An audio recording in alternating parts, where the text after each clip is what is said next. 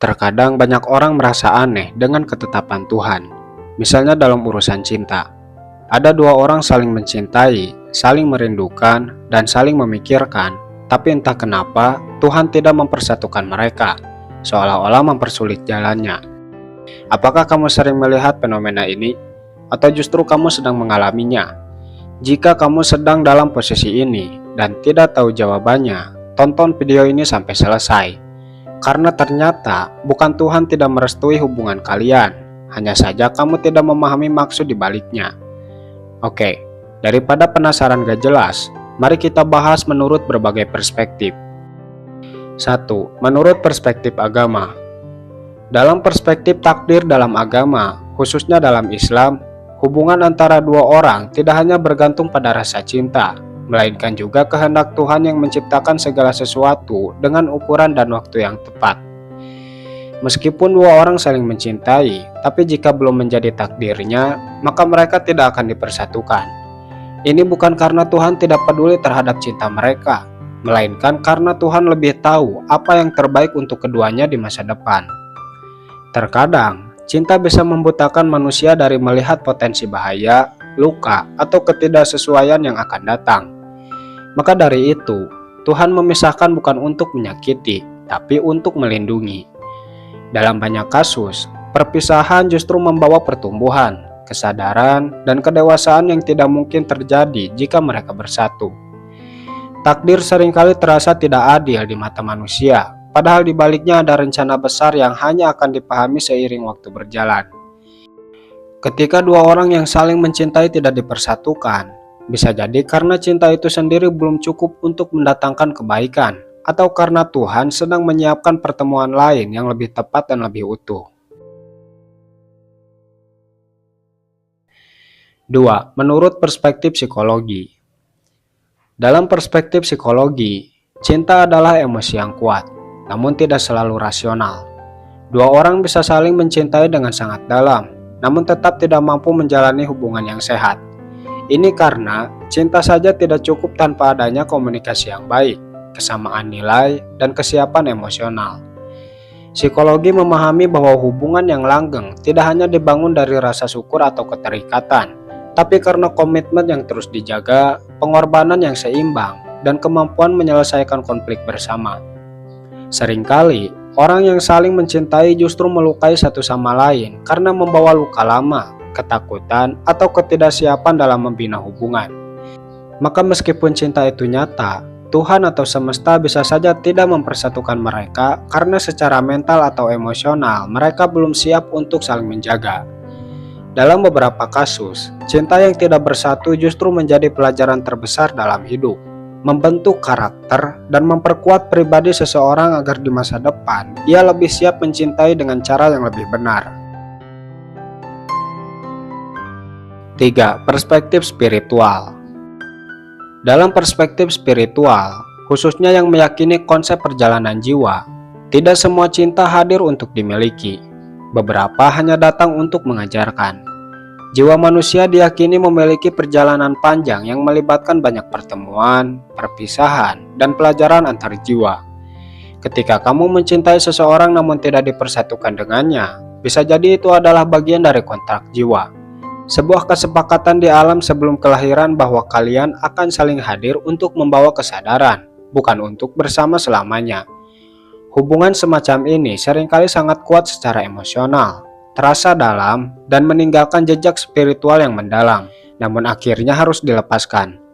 Perpisahan semacam itu bukan kegagalan, tapi bagian dari proses pertumbuhan jiwa. Cinta tersebut hadir untuk membuka hati, menyadarkan akan luka batin, dan membantu menemukan jati diri.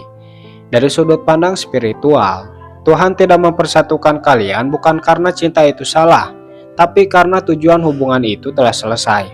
Dan sekarang waktunya kamu melangkah ke fase jiwa yang baru, membawa pelajaran itu sebagai bagian dari revolusi dirimu. 4. Persepsi Law of Attraction. Dalam perspektif Law of Attraction, kehidupan berjalan berdasarkan energi dan frekuensi yang kamu pancarkan.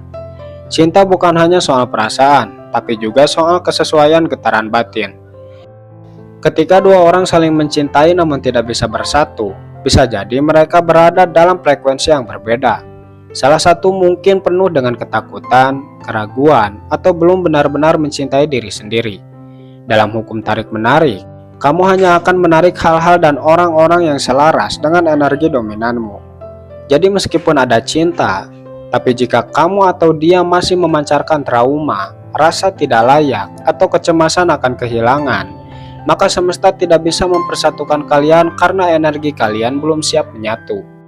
Ini bukan berarti cintamu sia-sia, tapi semesta sedang menunjukkan bahwa penyatuan bukan sekedar perasaan, melainkan hasil dari pertumbuhan pribadi dan keseimbangan energi batin. Dalam sudut pandang ini, perpisahan justru menjadi cerminan untuk memperbaiki vibrasi diri, agar suatu hari kamu bisa dipertemukan, baik dengannya ataupun dengan cinta yang lebih sepadan secara energi dan jiwa. 5. Perspektif kehidupan nyata. Dalam perspektif kehidupan nyata, cinta seringkali tidak cukup untuk mempertahankan atau mewujudkan sebuah hubungan. Banyak pasangan yang saling mencintai, namun tetap tidak bisa bersatu karena keadaan tidak memungkinkan. Misalnya, perbedaan keyakinan, tekanan keluarga, jarak geografis, perbedaan tujuan hidup, atau bahkan waktu yang belum tepat. Kehidupan bukan soal perasaan, tapi juga tentang tanggung jawab, prinsip, dan realitas sosial yang harus dihadapi. Terkadang dua orang bisa sangat cocok secara emosional, namun tidak kompatibel secara praktis. Dalam kasus seperti ini, Tuhan atau kehidupan seolah-olah berkata bahwa meskipun cinta itu ada, kalian harus memilih antara mengikuti hati atau menghormati keadaan. Perpisahan di sini bukan karena cinta gagal, tetapi karena hidup tidak selalu menyusun jalan seperti yang diharapkan hati. Namun, pengalaman cinta yang tidak bersatu ini bisa menjadi pondasi kedewasaan, mengajarkan bahwa mencintai bukan selalu memiliki, dan bahwa kehilangan bukan selalu akhir dari segalanya, melainkan awal dari pemahaman baru tentang arti cinta yang lebih luas dan matang. 6. Menurut perspektif karmic relationship. Dalam kepercayaan spiritual tertentu seperti Buddhisme dan ajaran metafisik, ada konsep karmic relationship, yaitu hubungan yang terjadi sebagai akibat dari utang karma di kehidupan sebelumnya. Dua orang bisa bertemu dan saling mencintai sangat dalam, tapi hubungan itu sebenarnya adalah bagian dari penyelesaian energi atau masalah yang belum selesai di masa lalu. Hubungan ini biasanya intens, emosional, dan penuh tarik ulur.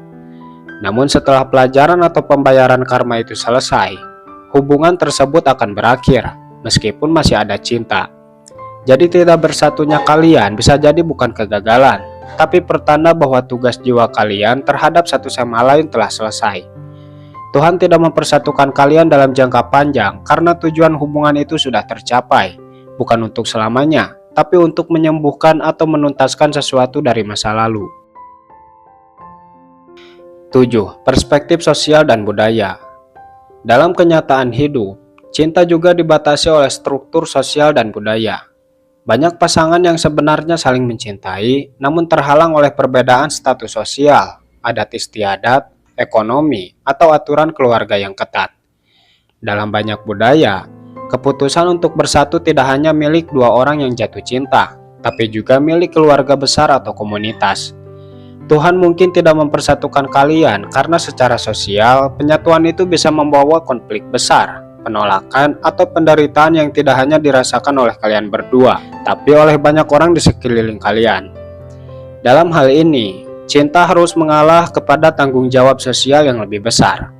Dan ini pun adalah bentuk cinta, cinta yang memilih berkorban agar tidak menimbulkan luka yang lebih luas. Itulah jawaban menurut beberapa perspektif. Sebelum pamit, saya mau bertanya, dari beberapa perspektif tadi, mana yang menurutmu masuk akal? Silahkan komen di bawah.